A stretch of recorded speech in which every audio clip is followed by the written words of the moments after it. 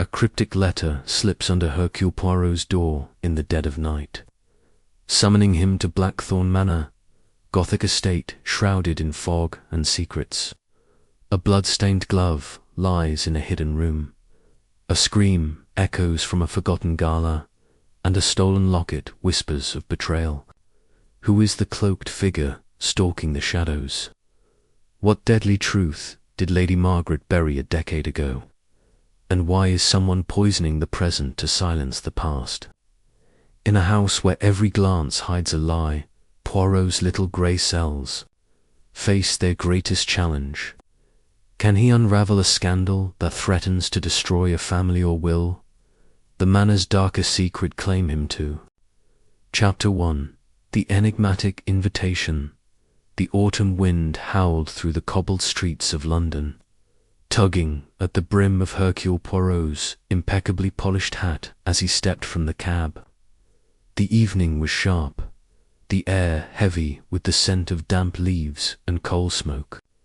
Before him loomed Blackthorn Manor, a Gothic edifice of weathered stone and ivor-choked turrets, its windows glowing like wary eyes against the twilight. Poirot adjusted his gloves, his moustache twitching with curiosity.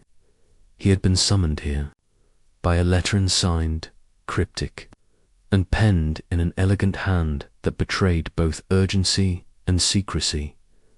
The letter had arrived at his flat 2 days prior, slipped under the door in the dead of night. Its contents were brief but tantalizing. Monsieur Poirot, your singular talents are required at Blackthorn Manor. A scandal threatens to destroy a family of repute. Come at once. Discretion is paramount. No signature, no return address. Only a wax seal bearing a curious emblem, thorn entwined with a serpent.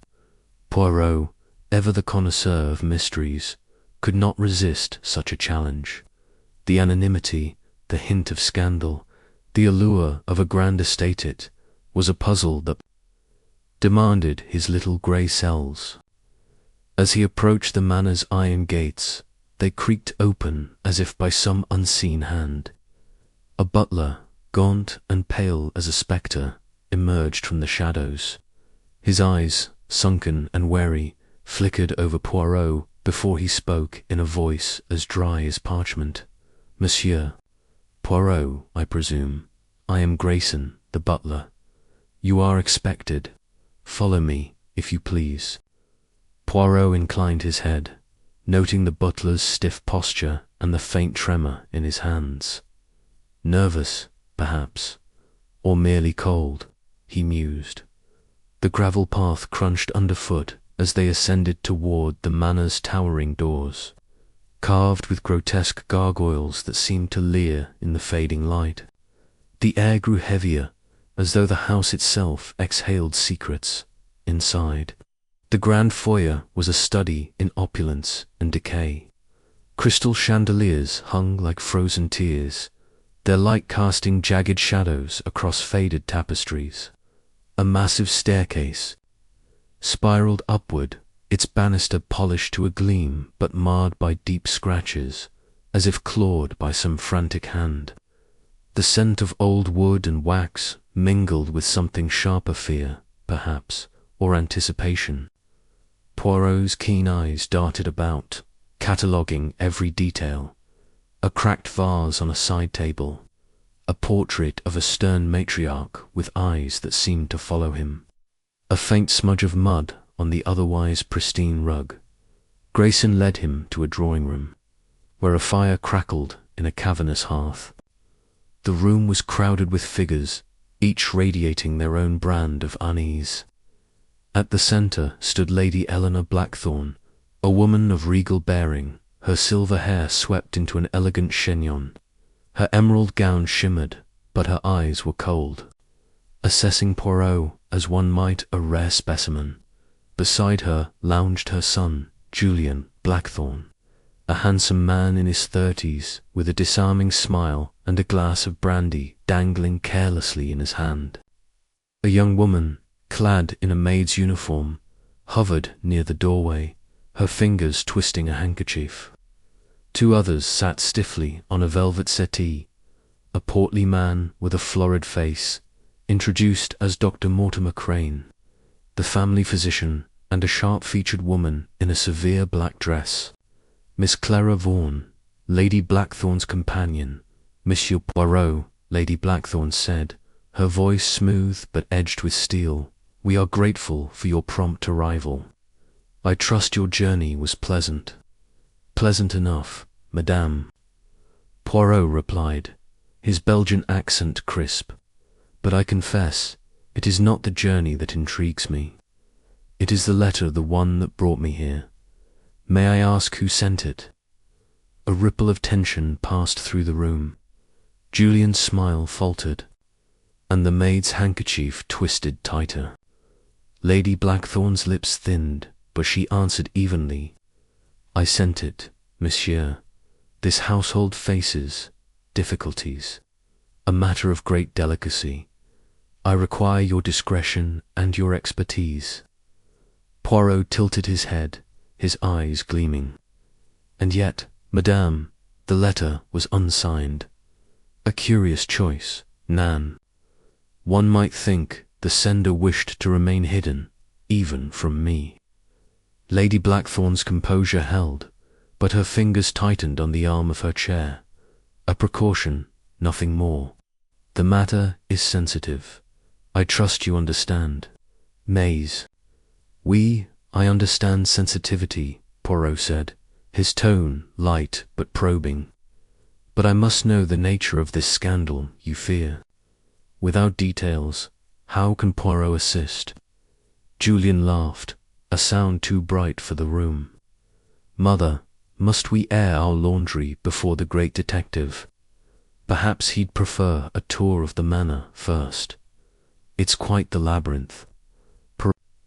Gaze flicked to Julian, noting the deflection. A labyrinth, you say? Most intriguing. But I prefer to begin with the truth, Monsieur Blackthorn. It is, after all, the foundation of all order. Dr. Crane cleared his throat, his jowls quivering. Really, Eleanor, this is unnecessary. Whatever rumors circulate, they're just that, rumors. No need for a detective to stir things up. Rumors, Poirot pounced on the word. Of what nature, doctor? Scandal, perhaps, as madame suggests.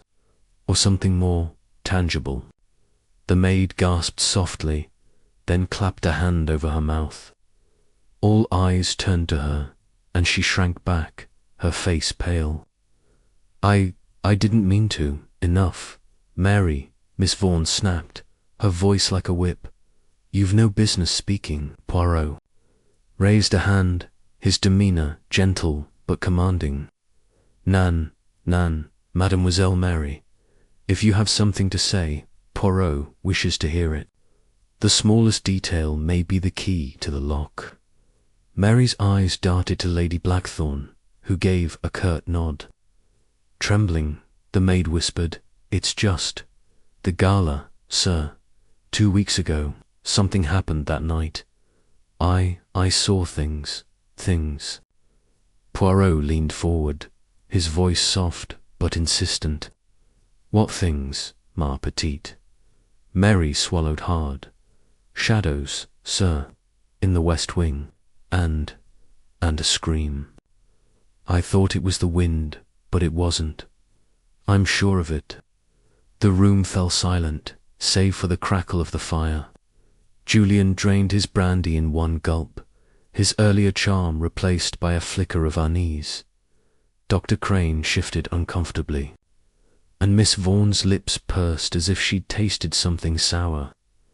Lady Blackthorn remained still, but her eyes burned with an intensity that Poirot found most revealing. A scream, Poirot mused, stroking his moustache. Most interesting. And this gala, what was its purpose? A charity event, Lady Blackthorn said quickly, to raise funds for the village hospital. A grand affair, with many guests. Nothing out of the ordinary. And yet Poirot said, his tone deceptively mild, a scream is not ordinary, Nan. nor is a scandal that requires Poirot's presence. Tell me, madame, who attended this gala? Lady Blackthorne hesitated, then listed names: local, gentry, a few London notables, a visiting diplomat. Poirot listened, his mind cataloguing each name, searching for connections. But it was Mary's trembling voice that lingered, her mention of shadows and screams, painting a picture of a night far from ordinary. The conversation was interrupted by a sudden crash from upstairs, followed by a low, guttural moan. The group froze, and Poirot's senses sharpened. What was that? He asked, already moving toward the door. Grayson, who had been lurking silently, stepped forward. Likely just the wind, sir. This old house groans like a living thing.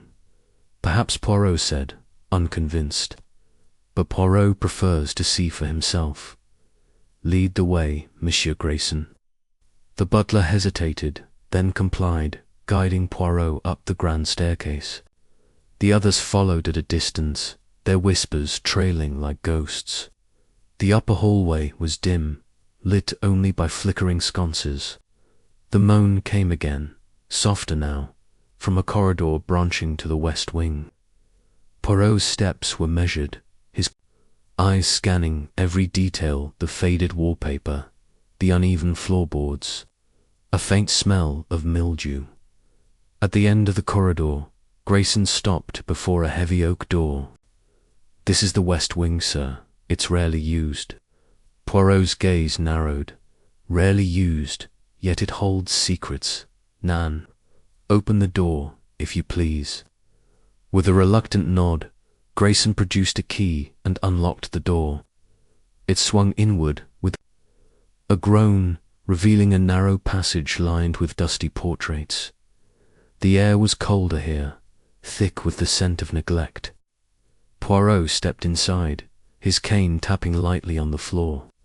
At the passage's end was another door, its handle tarnished, but oddly polished, as if recently touched. Open it, Poirot said, his voice firm.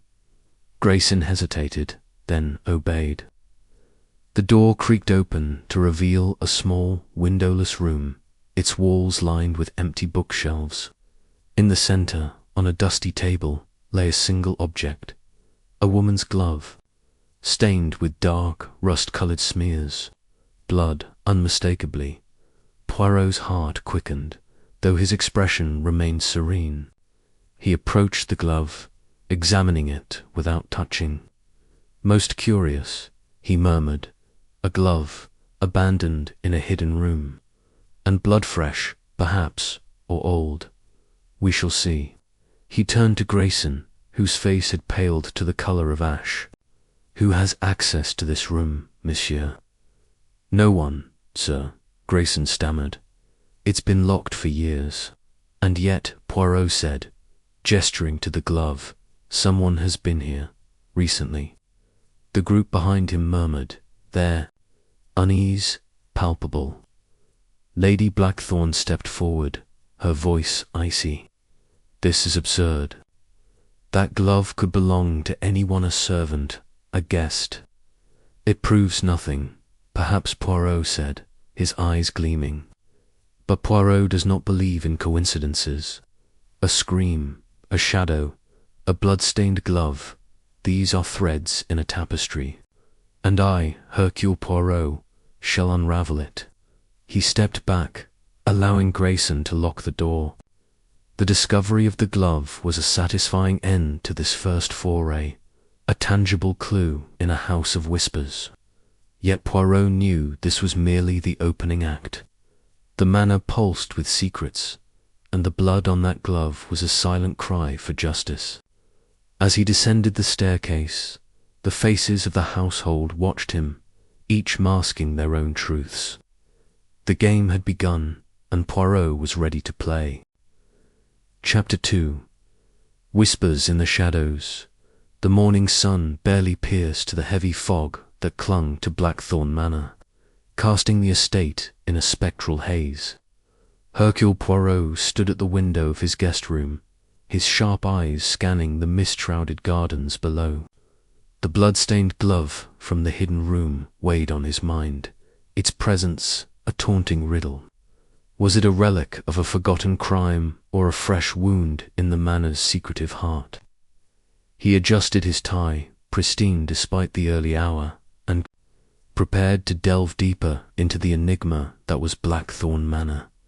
Breakfast was served in a cavernous dining room, its long mahogany table laden with silver trays of kippers, toast, and steaming coffee. The household gathered reluctantly, their faces etched with the strain of the previous night's discovery. Lady Eleanor Blackthorn presided at the table's head, her posture rigid, her smile a thin veneer over her unease. Julian Blackthorn slouched in his chair, his charm dimmed by shadows under his eyes, suggesting a sleepless night.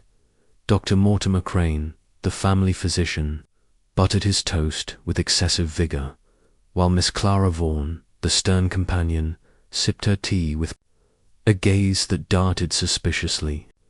Mary, the nervous maid, served silently, her hands trembling as she poured coffee.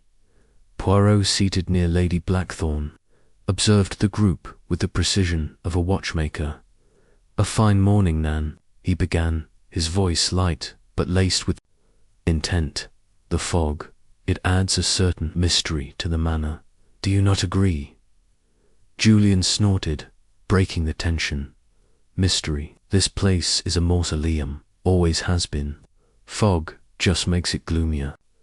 "Perhaps," Poirot said, his eyes twinkling.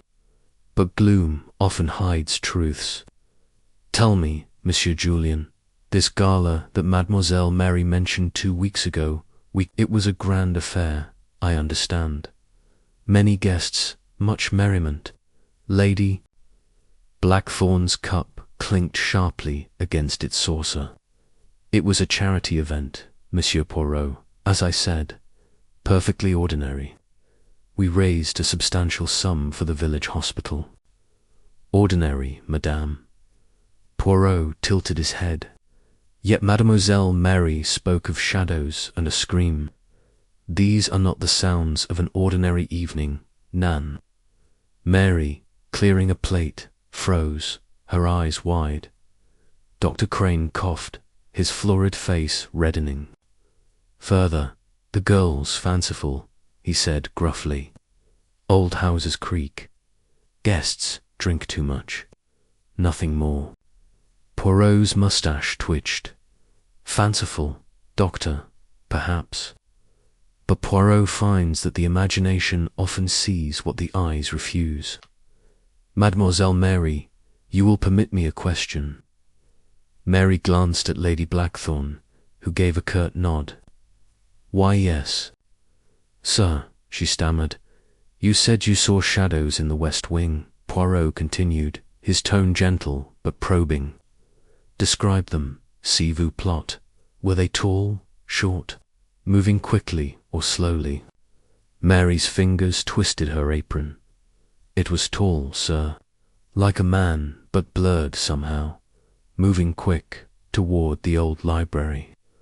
I was cleaning the hall, and I heard the scream sharp, like someone was hurt. I ran to look, but no one was there, just the shadows." The room fell silent, the only sound the faint clatter of silverware. Julian leaned forward, his voice low.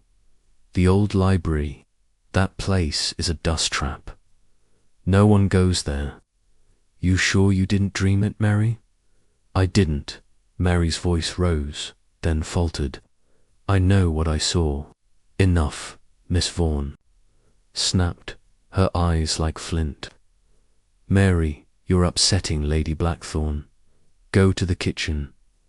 Poirot raised a hand. Nan, Mademoiselle Vaughan, let her stay. Her words are most illuminating." He turned to Lady Blackthorn. "This old library, where is it, madame?" "In the west wing, perhaps, near the hidden room we discovered." Lady Blackthorn's lips tightened. The library is rarely used, monsieur. It's a relic of my late husband's time, filled with mouldy books and cobwebs. No one has cause to visit it. And yet, Poirot said, shadows move, and screams echo. I think, madame, that a visit to this library is in order.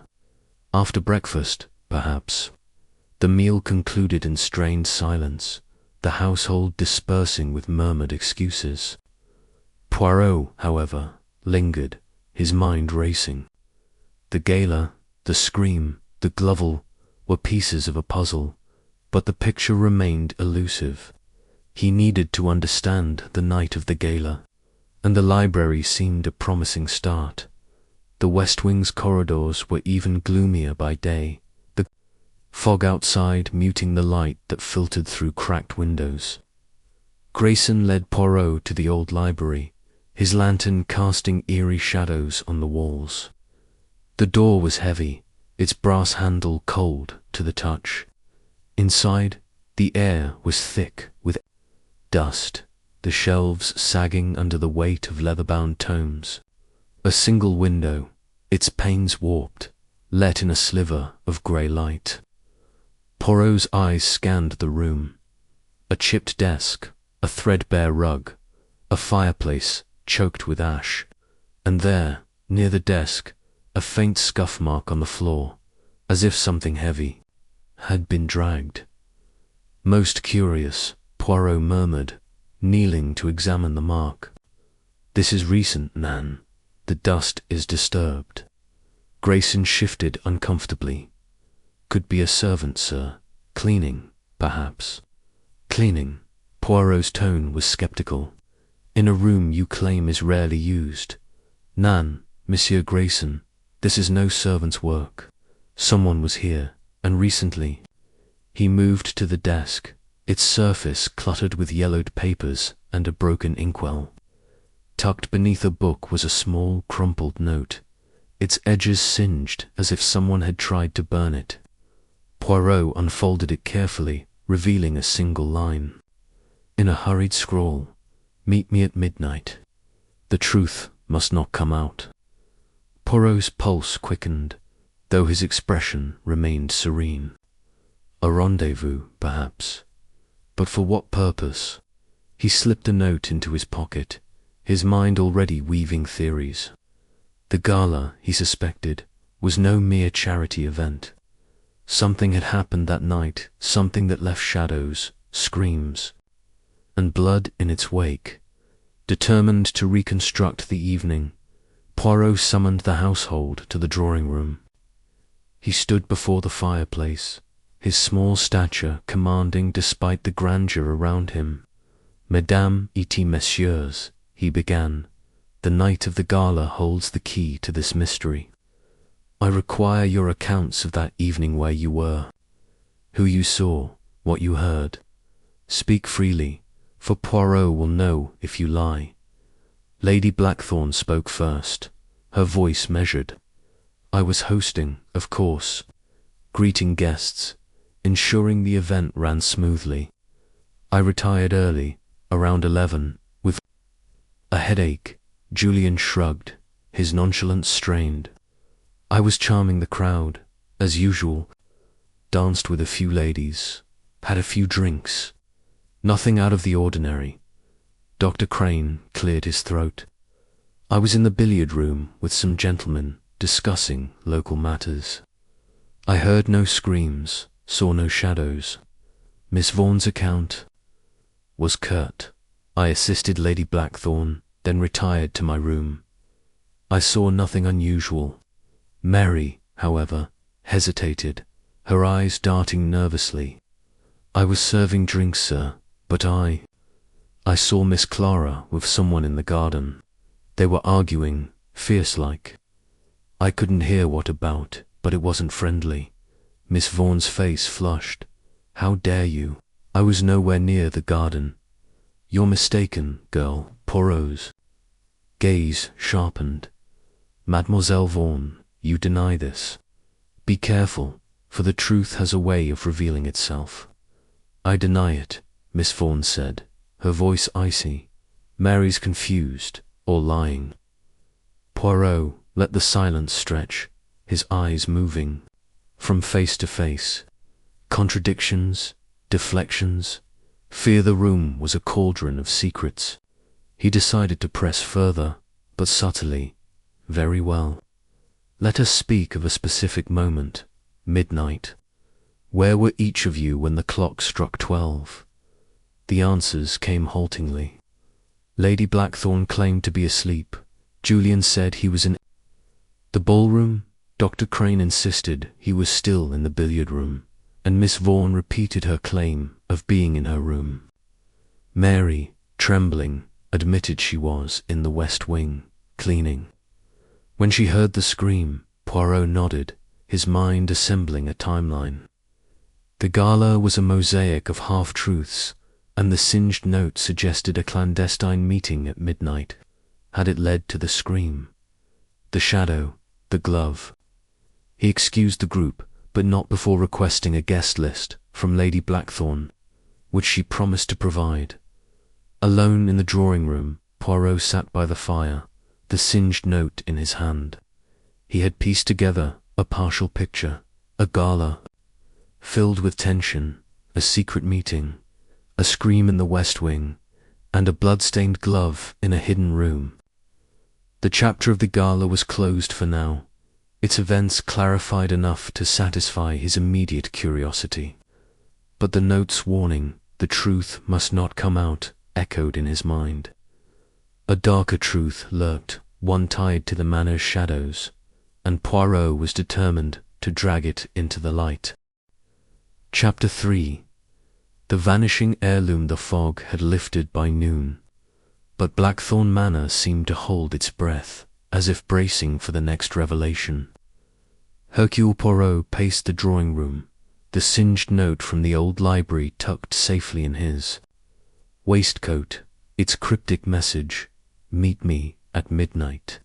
The truth must not come out," gnawed at him, a tantalizing thread in the tapestry of secrets. The gala, the scream, the blood-stained glove, and now this note.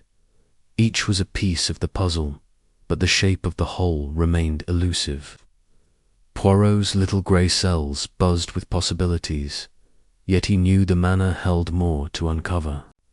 His next move was to probe deeper into the household's dynamics. But fate, it seemed, had other plans. A piercing scream shattered the morning's quiet, echoing from the upper floors. Poirot's head snapped up, his cane already in hand as he moved toward the sound. The household converged in the grand foyer, their faces a mix of alarm and dread. Lady Eleanor Blackthorne descended the staircase, her composure fraying, her hands clutching the folds of her silk shawl. "It's gone," she cried, her voice sharp with panic. "The locket, my mother's sapphire locket, it's vanished." Poirot raised a hand, his calm authority steadying the chaos. "Madame, please, explain. What is this locket, and when? Did you last see it?" Lady Blackthorne's eyes flashed with a mix of fury and fear. "It's a family heirloom, Monsieur Poirot, a sapphire-encrusted locket passed down for generations. It was in my private safe, in my chambers. I checked it last night before retiring, and this morning it's gone." The group murmured, their voices a tangle of shock and suspicion. Julian Blackthorne, leaning against a marble column, raised an eyebrow. "Mother, are you sure you didn't misplace it? You've been distracted lately." "Distracted?" Lady Blackthorne's tone was icy. "Do not patronize me, Julian. The safe was locked, the combination known only to me.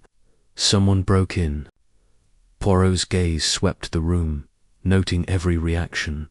Dr. Mortimer Crane's nervous fidgeting, Miss Clara Vaughan's tightly clasped hands, Mary the maid's wide-eyed silence, and Grayson the butler's impassive stare.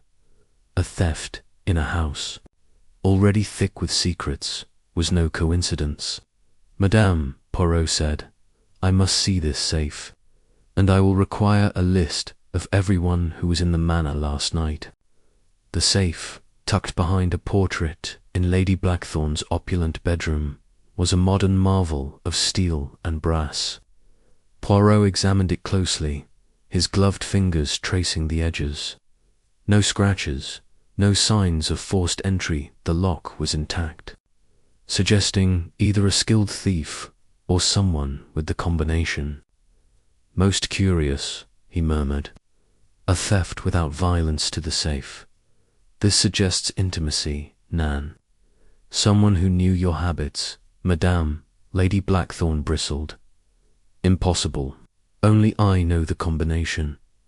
Not even Julian has it. Poirot's mustache twitched.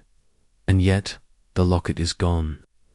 Tell me, what makes this heirloom so valuable, beyond its jewels? Her hesitation was brief, but telling. It's sentimental, she said. My mother wore it, always.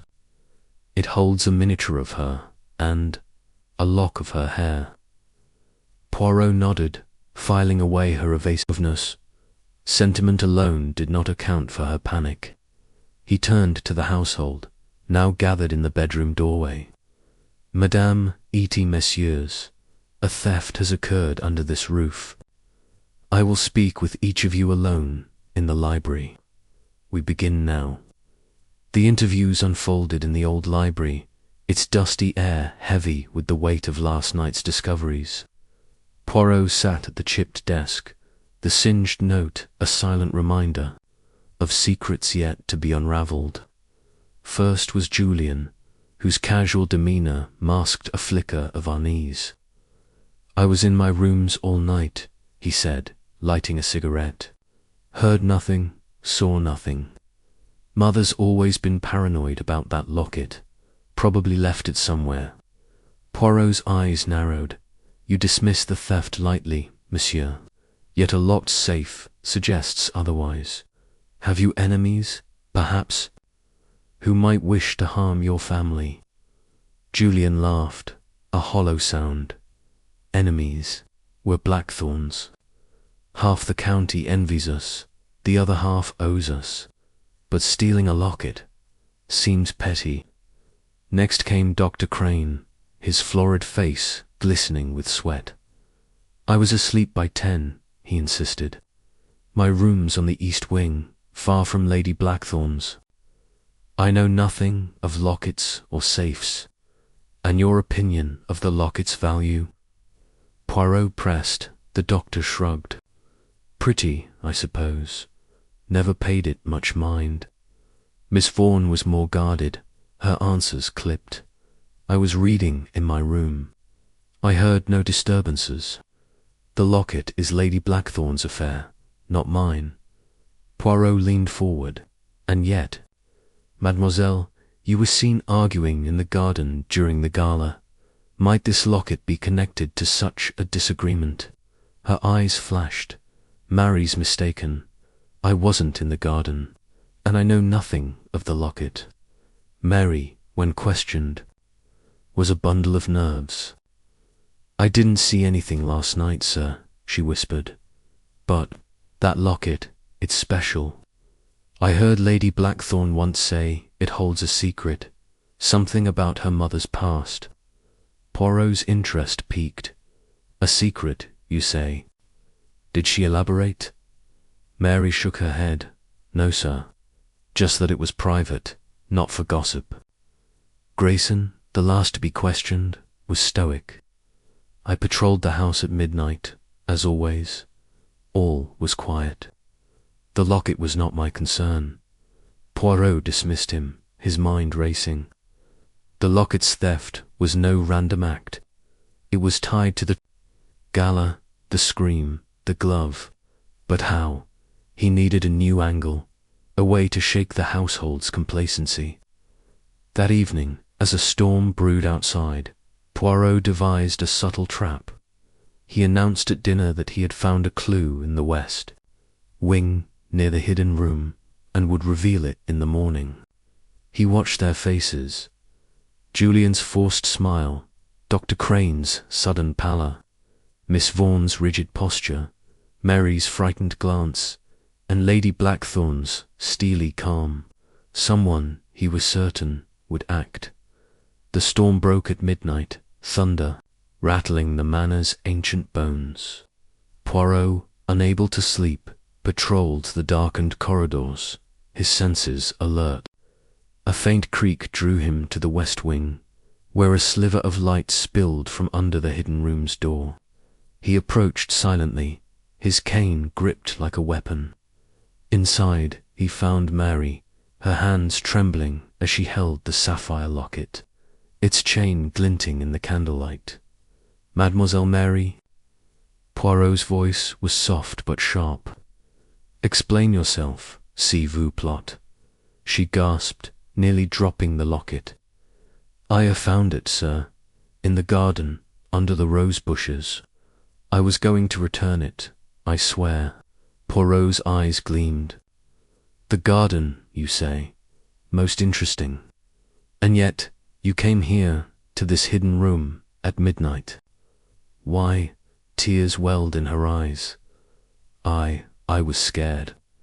I thought someone might take it again. I heard things, whispers about the locket, about a betrayal. I didn't know who to trust." Poirot took the locket, his gloved fingers tracing its intricate engravings. He opened it, revealing not just a miniature portrait, but a tiny, folded paper tucked behind it. Unfolding it, he read a single line in an old, faded script. "Forgive me, Eleanor, for what I hid." The words sent a shiver through him. The locket was more than an heirloom. It was a key to a past betrayal, one that someone in the manor was desperate to conceal. He escorted Mary back to her quarters, the locket secure in his pocket. "You have done well, mademoiselle," he said, "but speak of this to no one." By morning, the locket was returned to Lady Blackthorn, who accepted it with a mix of relief and suspicion. Poirot kept the coded message to himself, its meaning a new thread in the mystery. The theft was resolved, the locket recovered, and Mary's actions explained, providing a satisfying close to this chapter. Yet the note's cryptic words, "Forgive me, Eleanor, for what I hid," hinted at a deeper conspiracy, one tied to the manor's past. Poirot knew the storm had passed, but the true tempest was yet to come. Chapter 4. The unseen witnessed the air in Blackthorn Manor grew heavier with each passing day, as if the walls themselves absorbed the weight of its secrets. Hercule Poirot sat in the drawing-room, the sapphire locket's cryptic note, "Forgive me, Eleanor, for what I hid," burning in his mind. The locket's recovery had quelled the household's immediate panic. But Poirot knew the theft was merely a symptom of a deeper malady. The gala, the scream, the blood-stained glove, the singed note. And now the locket's hidden message formed a constellation of clues, each pointing to a truth buried in the manor's shadowed past. To unravel it, Poirot needed a new perspective, overlooked, someone who saw without being seen. His thoughts turned to the grounds beyond the manor's walls. The gardens, where Mary had found the locket, were tended by a groundskeeper named Thomas Wren, a figure mentioned only in passing. Wren, Poirot learned from Grayson, was a reclusive man who lived in a cottage on the estate's edge, rarely interacting with the household. An unseen witness, Poirot mused, is often the most valuable. He resolved to seek out Wren, suspecting. The man's solitude made him a keen observer of the manor's comings and goings. The morning was crisp, the sky a bruised grey as Poirot ventured into the gardens. The rose bushes, still damp from the previous night's storm, glistened underfoot. The groundskeeper's cottage was a modest affair, half hidden by overgrown yews, its chimney puffing faint smoke. Poirot knocked, his cane tapping rhythmically. On the weathered door, it opened to reveal Thomas Wren, a wiry man with sun-weathered skin and eyes like chipped flint. His overalls were patched, his hands calloused, but his gaze was sharp. Assessing Poirot with quiet suspicion, "Monsieur Wren," Poirot began, his voice warm but precise. "I am Hercule Poirot, a guest at the manor. I seek your assistance in a matter of some delicacy. May I enter?" Wren hesitated, then stepped aside. "Ain't used to visitors," he muttered, his voice rough as gravel. "What's this about?" The cottage's interior was Spartan, a single room with a cot, a wood stove, and a table cluttered with gardening tools. A faint smell of earth and tobacco hung in the air. Poirot sat, his posture impeccable despite the rickety chair. "Monsieur Wren, you tend the grounds of Blackthorn Manor. You see much, yet are seen by few. I am interested in the night of the gala, 2 weeks past. Did you observe anything unusual?" Wren's eyes narrowed, his fingers tightening. "Around a tin mug, I keep to myself, sir. Don't meddle in the manor's affairs." "And yet," Poirot said, his tone gentle but insistent, "a man who tends the earth sees its secrets. A shadow in the west wing, a scream in the night, a locket lost in the roses. Such things do not escape a watchful eye. Tell me, what did you see?" Wren's jaw clenched, his gaze darting to the window. For a moment, Poirot thought he would refuse, but then the groundskeeper spoke, his voice low. "I was pruning the hedges near the west wing, late that night. Gala was in full swing, music spilling out. Saw a figure slip out a side door, cloaked, moving fast toward the old oak grove. Thought it odd guests don't wander there. Then I heard it, a scream, sharp and quick, from the manor. I looked, but the figure was gone." Poirot leaned forward, his moustache twitching. "This figure, man or woman, tall or short?" "Hard to say," Wren admitted. "Tall, maybe. Cloak hid most of them. But they moved like they knew the grounds, no hesitation. And the scream," Poirot pressed. "From where did it come?" "West wing, near the old library. I didn't go closer in my place to poke about, but I saw someone else, later, near the grove. Looked like they was waiting for someone. Didn't stay long." Poirot's mind raced. A cloaked figure, a scream, a clandestine meeting in the oak grove. This aligned with Mary's account and the singed note's mention of a midnight rendezvous. But Wren's fear was palpable, his hands trembling as he sipped his tea. "Monsieur Wren," Poirot said softly, "you are afraid. Why? Has someone threatened you?" Wren's eyes flicked to the door, then back to Poirot. "Ain't safe to talk, sir. The Blackthorns. They've got long shadows. I've seen things over the years, things that don't sit right. That locket, for one. Lady Blackthorn's mother, old Lady Margaret, used to wear it, said it held a curse, or some such. I heard her once, years ago, arguing with a man in the grove. Never saw him clear, but he weren't from here." Poirot's pulse quickened, though his face remained serene. "A man, you say? When was this? 10 years?" "Back, maybe more," Wren said. "Lady Margaret died soon after. Heart, they said. But I always wondered." Poirot's thoughts spun.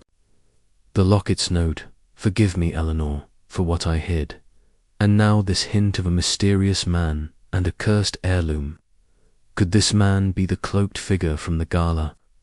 And was he connected to Lady Margaret's death? Poirot needed to test Wren's story, to draw out more without alarming him further. "Merci, Monsieur Wren," Poirot said, rising. Your words are most illuminating. But tell me, this oak grove, where is it? Wren pointed through the window. Beyond the roses, past the fountain. Old oaks, twisted like they're hiding something. Ain't been there since that night. Poirot nodded, his plan forming. He returned to the manor and requested a private audience with Lady Blackthorne in her study, a room lined with portraits of stern ancestors. She sat behind a polished desk, her eyes wary as Poirot recounted Wren's tailor-omitting the groundskeeper's name for his safety. Madame, Poirot said, a witness saw a cloaked figure in the oak grove the night of the gala, and a scream. From the west wing, this figure, they say, moved with purpose. And there is talk of your mother, Lady Margaret, and a man she met in that same grove years ago. What can you tell Poirot of this? Lady Blackthorne's face paled, her fingers tightening. On a letter opener. My mother was a private woman, monsieur. She had no such meetings. As for the gala, I told you, it was uneventful, save for the usual revelry. Poirot's gaze was unrelenting. And yet, madame, a locket is stolen, a scream is heard, a glove is stained with blood. These are not the marks of an uneventful night. This man, perhaps a stranger, perhaps not, who might he be? Her lips parted, then closed. I know of no such man, she said finally, her voice strained. You're chasing ghosts, Monsieur Poirot. Ghosts, Madame Poirot smiled faintly. Nan, I chase truths, and I believe this man is no ghost, but a key to your family secrets. To confirm Wren's story, Poirot visited the oak grove that afternoon. The ancient trees loomed like sentinels, their gnarled branches casting jagged shadows. He examined the ground, finding faint impressions in the soil boot prints, recent, and a single cigarette stub, its brand foreign, not one smoked by Julian or Dr. Crane, nearby. A torn scrap of fabric caught on a thorn suggested a hurried departure. Poirot pocketed both, his mind piecing together a theory. The cloaked figure was no random guest, but someone with a purpose, perhaps tied to Lady Margaret's past. Returning to the manor, Poirot confronted Julian privately in the billiard room, where the young man was idly chalking a cue. Monsieur Julien, Poirot said, holding up the cigarette stub. This was found in the oak grove. It is not your brand, nor the doctor's. Yet someone was there the night of the gala. A man, perhaps, with a connection to your grandmother. Julian's hand froze, his eyes narrowing. You're grasping, Poirot. That could belong to anyone, a guest, a servant. None, Poirot said. This brand is rare, imported, and the prints in the grove suggest a man who knew the estate well. I wonder, monsieur, if you know more than you say. Julian's laugh was brittle. You're barking up the wrong tree. But if you must know, grandmother had a cousin, Edward Blackthorne, who vanished years ago. Family said he died abroad, but there were rumours he'd been disinherited, sent away after a row with Lady Margaret. That's all I know. Poirot's heart quickened. Edward Blackthorne, a lost relative, presumed dead, yet possibly the man in the grove. The chapter closed with Wren's account verified and Edward's name uncovered. A satisfying resolution to the mystery of the unseen witness. The cigarette stub and fabric was safely stored, and Wren was promised protection. Yet the mention of Edward Blackthorne opened a new door, one leading to a long-buried family rift. Poirot knew the next thread awaited, and he was ready to pull it. Chapter 5. The poisoned chalice. The atmosphere in Blackthorne Manor had grown taut as a bowstring, each new revelation tightening the strain. Hercule Poirot stood in the conservatory, the glass walls steaming with the heat of exotic plants, as he pondered the emerging threads of the mystery. The blood-stained glove, the singed note, the locket's cryptic message, and now the shadowy figure of Edward Blackthorne, a long-lost relative, wove a complex web. The oak grove's cigarette stub and torn fabric suggested a living presence, someone tied to the gala's disturbances. Poirot's little grey cells hummed, sensing the mystery's heart lay just beyond his grasp. But the manor, ever unpredictable, was about to deliver a new shock. Dinner that evening was a formal affair, the dining room aglow with candlelight, its long table set with crystal and silver. Lady Eleanor Blackthorne presided, her composure a fragile mask. Julian lounged with forced ease, his eyes darting to the door. Dr. Mortimer Crane, red-faced and jovial, recounted a bland anecdote, while Miss Clara Vaughan sat ramrod straight, her fork barely touching her plate. Mary served her movements careful, as if fearing another outburst. Grayson, the butler, poured wine with mechanical precision. Poirot, seated opposite Lady Blackthorne, observed every nuance, the flicker of a glance, the tightening of a johnnoing. The smallest gesture could betray a secret. The meal progressed smoothly until the dessert course, when Dr. Crane reached for his wineglass, took a sip, and froze, his face contorted, his hands clawing at his throat as he gasped, "Poison." The glass slipped from his fingers, shattering on the floor, its contents pooling like dark blood. Chaos erupted. Lady Blackthorne cried out, Julian leaped to his feet, and Mary dropped a tray with a clatter. Miss Vaughan remained eerily still, her eyes fixed on the doctor. Poirot sprang into action, his calm cutting through the panic. "Quickly, Monsieur Grayson, fetch water and a cloth." Mademoiselle Mary summoned the household staff. He knelt beside Dr. Crane, whose gasps were weakening, his face turning a sickly grey. Poirot sniffed the spilled wine, detecting a bitter, almond-like odor, cyanide, unmistakable. Thinking swiftly, he forced a glass of water down the doctor's throat, diluting the poison, and instructed Grayson to keep him upright. "Courage," Dr. Poirot said, his voice steady. "You will not die this night, not if Poirot can help it." The household rallied, and within minutes, a local apothecary, summoned by a footman, arrived with an antidote. Dr. Crane's breathing stabilized, though he remained weak, his eyes wide with fear. As he was carried to his room, Poirot turned to the stunned diners. "Madame et messieurs," he said, his voice like steel, "this was no accident. Someone in this room intended murder. I will find them." The wineglass's fragments were collected, and Poirot secured the bottle, its label indicating a rare vintage from the manor's cellar. He questioned Grayson first, in the butler's pantry, away from prying ears.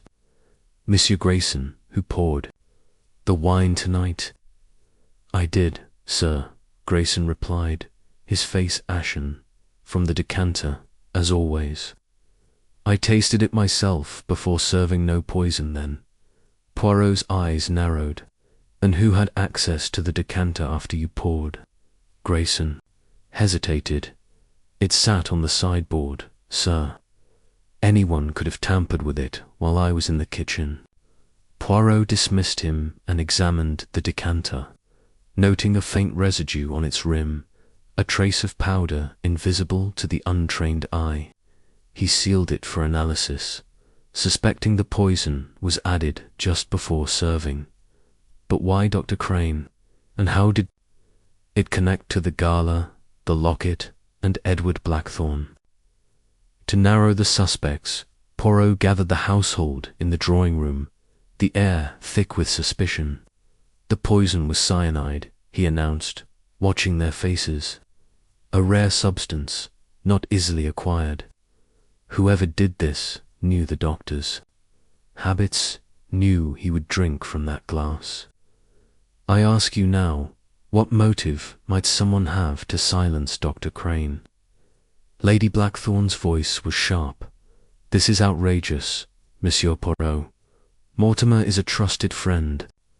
Who would want him dead? Trusted, Madame Poirot countered. Yet someone did. Perhaps the doctor knew something dangerous, tied to the gala, or to your mother's past. Julian scoffed, but his hands trembled. You're seeing conspiracies everywhere, Poirot. Maybe it was a mistake, meant for someone else. Poirot's gaze flicked to him. A mistake, monsieur. Cyanide is precise. And I wonder, what secrets might the doctor hold that threaten you? Miss Vaughan interjected, her tone cold. This is absurd. Mortimer's a bumbling fool, not a keeper of secrets. Mary, hovering near the door, said nothing, but her eyes darted to Miss Vaughan, a flicker of fear passing over her face. Poirot noted it, filing it away. He needed more than suspicions. He needed evidence. He devised a plan to flush out the culprit, announcing he would send the decanter for chemical analysis in London. Knowing the threat of exposure might provoke action, that night, Poirot stationed himself in the shadowed hallway near the cellar, where the wine was stored. The manor was silent, save for the creak of settling timbers. At 1 a.m., a figure emerged, cloaked in a dark shawl, moving stealthily toward the cellar door. Poirot followed, his steps silent, his cane ready. The figure Miss Varnon locked the cellar and descended, unaware of Poirot's presence. Inside, the cellar was a labyrinth of dusty bottles and barrels, lit by a single lantern Miss Vaughan carried. She moved to a corner, retrieving a small vial hidden behind a crate. Poirot stepped forward, his voice cutting through the gloom. Mademoiselle Vaughan, what is this you hold? Cyanide, perhaps. She spun, the vial slipping from her fingers to shatter on the stone floor. Her face was a mask of panic. I was only checking the stores. I didn't, Nan, Poirot said, his tone unrelenting. You came to destroy evidence.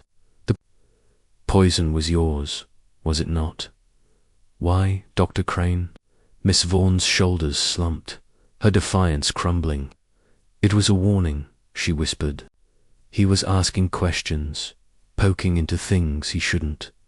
About the gala, about Edward Blackthorne. I only meant to scare him, not kill him. Poirot's eyes gleamed. Edward Blackthorne again. What does the doctor know of him? She shook her head, tears brimming. I don't know everything, only that Mortimer was digging into old records, talking about a man who came back. I couldn't let him ruin us. Poirot escorted her to the drawing room, summoning Lady Blackthorne. And Julian, Miss Vaughan confessed to lacing the decanter, claiming she acted alone to protect the family's honour. Poirot, however, was unconvinced. Her fear suggested a larger conspiracy, one she dared not fully reveal. Dr. Crane, recovering in his room, confirmed he'd been researching Edward Blackthorne's disappearance, suspecting he was alive and had returned during the gala.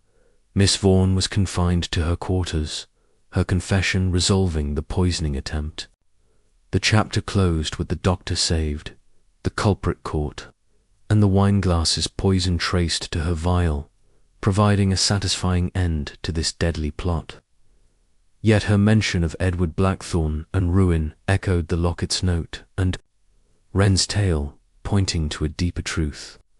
Poirot knew the manor's secrets were far from exhausted, and the shadow of Edward Blackthorne loomed ever larger. Chapter 6. The hidden truth, the revelations in Blackthorne Manor had reached a fever pitch, each clue tightening the noose around a long-buried secret.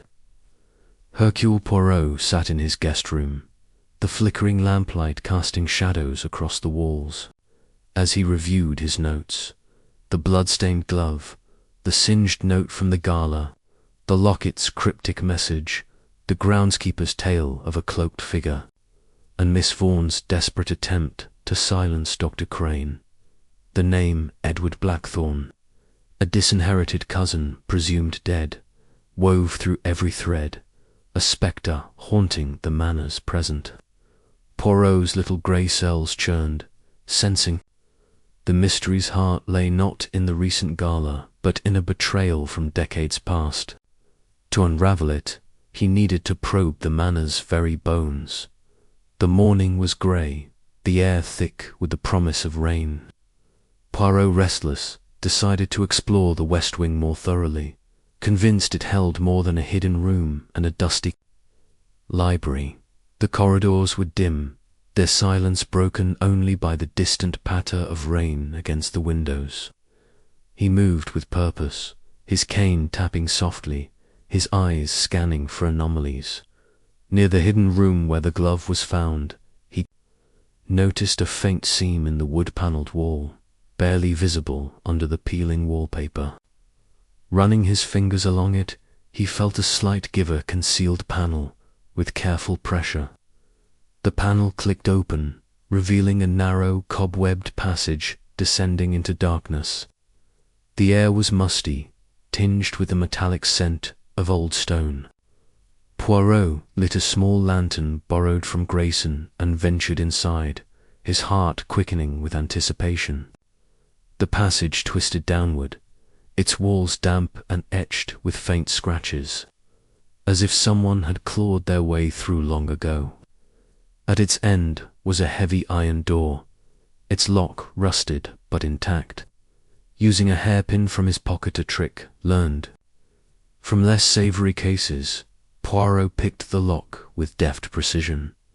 The door groaned open to reveal a small, vault-like chamber, its walls lined with rotting wooden shelves.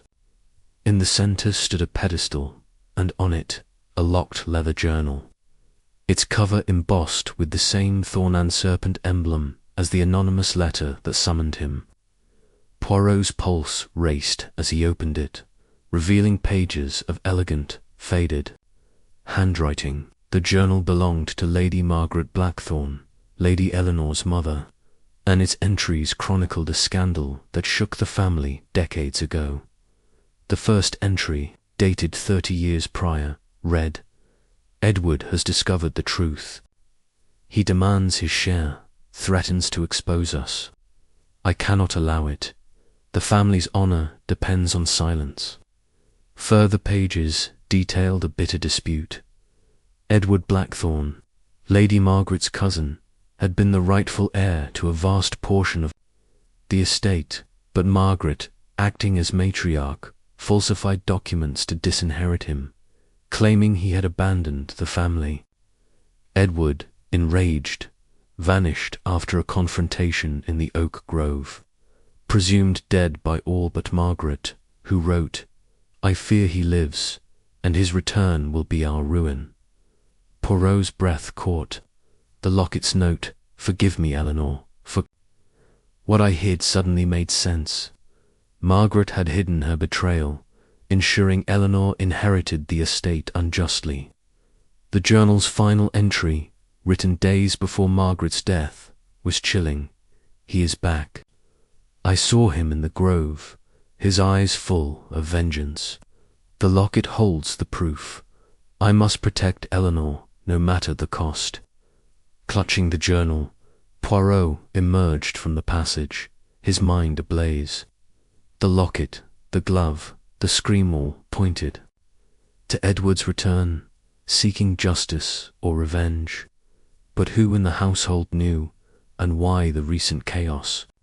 He suspected Miss Vaughan's poisoning attempt was to protect this very secret, but her confession suggested she acted on another's orders. The time for subtlety was over. Poirot needed to confront the truth head-on. He summoned Lady Eleanor to the drawing-room, the journal hidden in his coat. The rain battered the windows, casting a sombre light over her pale face. Madame Poirot began, his voice firm. I have found something that changes everything. A journal written by your mother, Lady Margaret. It speaks of a great wronger. Falsified inheritance, a cousin betrayed. Edward Blackthorne was no prodigal. He was robbed of his birthright. What do you know of this? Lady Eleanor's composure cracked, her hands trembling. You've no right to meddle in our past, Monsieur Poirot. My mother did what was necessary to protect the family. Protect. Poirot's tone was sharp. Nan, madame, she deceived. She stole from Edward, and now he has returned, has he not? The gala, the locket, the poisonal are tied to him. Her eyes widened, but she shook her head. Edward is dead. He died abroad, years ago. You're chasing shadows. Poirot produced the journal, opening it to a damning passage. Your mother's words say otherwise. She feared his return, and the locket holds proof of her deceit. Tell me, madame, who else knows this secret? Before she could answer, Julian burst in, his face flushed with anger. What's this nonsense, mother? Poirot, you're stirring up trouble where there's none. Poirot turned, his gaze piercing. Monsieur Julian, your mother's silence speaks louder than your protests. The journal reveals a crime, one that threatens your family's legacy. Did you know of Edward's claim? Julian's jaw tightened, but he said nothing, his silence as telling as a confession. Poirot pressed on, addressing both. Someone in this manner has acted to keep this secret buried through theft, poison, perhaps worse. I will know who. That evening, Poirot staged a confrontation, gathering the household in the dining room. He placed the journal on the table, its presence a silent accusation.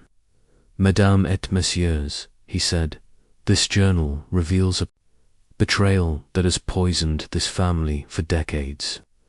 Edward Blackthorne was wronged, and his return has sparked fear. Miss Vaughan, you poisoned Dr. Crane to silence his inquiries. Who ordered you to do so? Miss Vaughan, pale and trembling, shook her head. No one. I acted alone to protect Lady Eleanor. Poirot's eyes narrowed. Nan, mademoiselle, you are loyal, but not the mastermind. Lady Eleanor, it was you, was it not?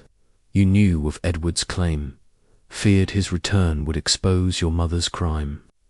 Lady Eleanor's face crumpled, tears spilling. I had no choice, she whispered. Mother told me before she died. Edward was alive, plotting to reclaim what was his. When I saw him at the gala, cloaked, I knew he'd come for us. I told Clara to stop Mortimer, to keep him from digging further. I didn't mean for anyone to die. The room was silent, the weight of her confession settling like dust. Julian stepped forward, his voice hoarse. Mother, why didn't you tell me? I wanted to protect you, she said, her voice breaking.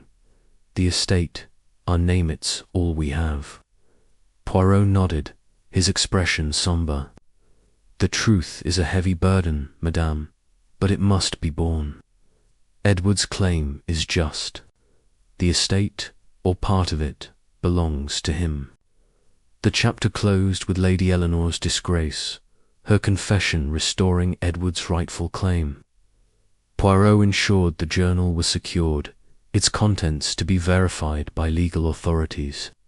The household was shaken, the secret of the falsified inheritance laid bare, providing a satisfying resolution to this thread. Yet Poirot sensed a final truth lingered. Edward's presence at the gala suggested more than a claim to land.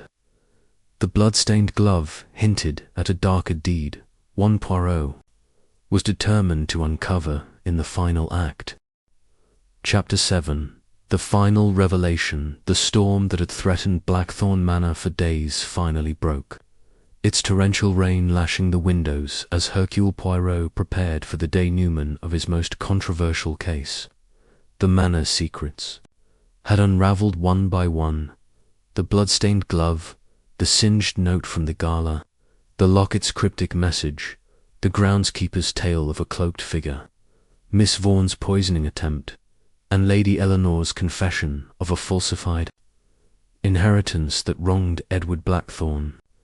Each revelation had peeled back the layers of deceit, but the blood-stained glove, found in the hidden room, remained an unresolved thorn in Poirot's side. Its presence suggested a crime beyond theft or betrayal, a crime of violence, perhaps murder. Tonight Poirot would lay bare the final truth. The household gathered in the grand drawing-room, the fire casting long shadows across their tense faces. Lady Eleanor sat rigidly, her eyes hollow after her confession. Julian paced, his usual charm replaced by a restless edge. Dr. Mortimer Crane, still pale from his brush with poison, clutched a glass of water tightly. Miss Clara Vaughan, confined but allowed to attend under Poirot's watch, stared at the floor, her defiance broken. Mary, the maid, hovered near the door, her face a mask of fear. Grayson, the butler, stood like a statue, his expression unreadable. The air was thick with anticipation, the storm outside mirroring the tempest within. Poirot stood before the hearth, his small stature commanding the room. In his hand he held the blood-stained glove, its dark stains stark against the white silk. "Madame et messieurs," he began, his voice clear and resonant, "we have journeyed through a labyrinth of secrets in this manor. A scream in the night, a stolen locket, a poisoned chalice, a hidden journal, all threads in a tapestry of deceit. But one thread remains, the most troubling of all, this glove, stained with blood, found in a hidden room. Tonight, Poirot will reveal its meaning and unmask the mastermind behind this chaos." He paused, letting the weight of his words settle. "Let us begin with the gala." 2 weeks passed. A scream echoed from the West Wing, a cloaked figure fled to the oak grove, and a locket vanished, only to be found with a note confessing a betrayal. "Lady Eleanor, you admitted to falsifying Edward Blackthorne's disinheritance, fearing his return. Miss Vaughan, you poisoned Dr. Crane to silence his inquiries into Edward. But this glove tells a darker story." He held it aloft, his eyes scanning the room. "The blood is human, tested by a chemist in the village. It is not fresh, but not ancient, perhaps 10 years old, preserved in the dry air of the hidden room. This suggests a crime, one concealed for a decade, and I believe it points to a murder." A gasp rippled through the room. Lady Eleanor's hand flew to her throat, and Julian stopped pacing, his face ashen. Dr. Crane's glass trembled, while Miss Vaughan's head snapped up, her eyes wide. Mary stifled a sob, and Grayson's stoic mask flickered. Poirot continued, his voice relentless. "The journal of Lady Margaret revealed Edward Blackthorne's claim to the estate, stolen by deceit. But it also hinted at his return, a man bent on vengeance. I asked myself, why the glove? Why the blood? And then, Mies Amos, I remembered the groundskeeper's tailor man seen with Lady Margaret in the oak grove, years ago, before her death. She wrote of fear of a man who knew her secret. I propose this man was Edward Blackthorne, and he did not die abroad. He was here, in this manor, and he met a violent end." Lady Eleanor's voice was a whisper. "Impossible, Monsieur Poirot. Edward vanished. My mother said he died." "Nan," Madame Poirot said, his gaze piercing. "Your mother lied." The journal's final entry spoke of seeing him, of fear, and the glove, its size, its styles, suggests a woman's hand, but the blood is not hers. It is Edward's, I believe, shed in a struggle. Julian stepped forward, his voice hoarse. You're saying someone killed Edward? Here, that's madness. Madness, monsieur. Poirot's moustache twitched. Or method. Let us reconstruct the night of his death, 10 years ago.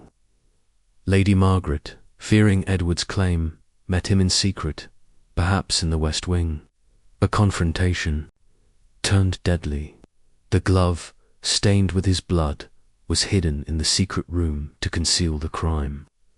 But who wielded the weapon? He turned to Dr. Crane, whose face had turned a sickly green.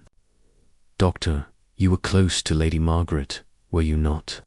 You certified her death as a heart attack, yet the journal suggests otherwise. Did you know of Edward's fate? Crane sputtered. I only did my duty. Margaret died naturally. I saw no signs of foul play. Poirot's eyes narrowed. And yet you were quick to dismiss inquiries into Edward's past. You knew something, Nan. Perhaps you saw the body, helped conceal it. Crane shook his head frantically, but Poirot's attention shifted to Grayson, whose stoic facade had begun to crack. Monsieur Grayson, Poirot said, you have served this family for decades. You know every corner of this manor, every secret passage. The hidden room was locked, yet someone placed the glove there. Was it you? Grayson's hands clenched, his voice low. I am loyal, sir. I do as I'm told. Loyal, we said, stepping closer. But to whom? To Lady Margaret, who tasked you with hiding a terrible truth. I believe you were her confidant, her ally in covering a murder. The glove, the passage, the locked room all point to you. The room froze, all eyes on Grayson. His face twitched, a vein pulsing at his temple. Then, with a suddenness that startled even Poirot, he lunged for the door. Poirot, anticipating treachery, had stationed a footman outside, who seized Grayson before he could escape. Enough. Grayson roared, his composure shattered. Yes, I hid the glove. I hid the body. Lady Margaret killed Edward in the West Wing, a knife to his heart when he threatened to expose her. She was protecting Eleanor, the estate, everything. I buried him in the oak grove, where no one would look. The glove was hers, stained in the struggle. I locked it away, swore to take the secret to my grave. Lady Eleanor collapsed into a chair, sobbing. Julian stared, speechless, as Miss Vaughan whispered, "My God." Dr. Crane looked away, guilt etched in his features, while Mary wept silently. Poirot's voice was solemn. "You have carried a heavy burden, Monsieur Grayson, but the truth cannot be buried forever. The scream at the gala, the locket's theft, the poison, all were ripples of this crime, stirred by Edward's memory resurfacing. Lady Eleanor, you feared his return, but he was already dead, killed by your mother's hand." He turned to the group, his expression resolute. The blood-stained glove was the final clue, linking Margaret's crime to the present chaos. Grayson's confession closes this case. The authorities will be informed, and justice will be served. As the footman led Grayson away, the storm outside began to wane, its fury spent. Lady Eleanor, broken but relieved, agreed to restore Edward's rightful share to his surviving kin, if any could be found. Julian, shaken, vowed to rebuild the family's honor. Dr. Crane, chastened, admitted to suspecting Margaret's actions but remaining silent out of loyalty. Miss Vaughan, her role in the poisoning exposed, faced her own reckoning. Mary, the innocent witness, was comforted by Poirot's kind words. Poirot stood alone by the fire as the household dispersed, the glove now in the hands of the police. The manor felt lighter, its secrets purged. He reflected on justice, its cost, and the fragile balance of truth. The case was closed, no threads left dangling, the mystery resolved with a bittersweet finality. As he prepared to leave Blackthorn Manor, Poirot felt a quiet satisfaction. His little grey cells had triumphed, bringing order to chaos. The storm had passed, and with it the shadows of the past.